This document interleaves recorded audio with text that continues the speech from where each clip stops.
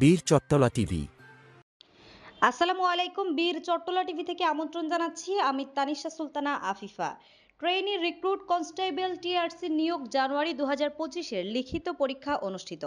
অদ্য ১৩ই মে ২০২৫ খ্রিস্টাব্দ সকাল ১০ ঘটিকায় বান্দরবান পুলিশ লাইন্স স্কুলে Bangladesh police trainee recruit constable TRC পদে নিয়োগ ফেব্রুয়ারি ২০২৫-এর লিখিত পরীক্ষা অনুষ্ঠিত হয়।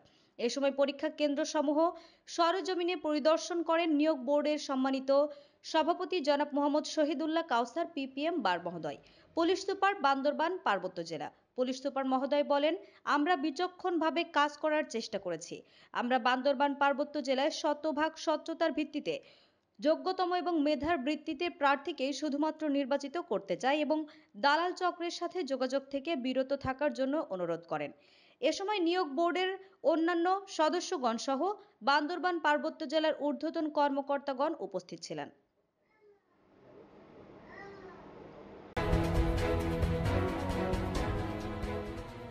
বীর চট্টলা টিভি।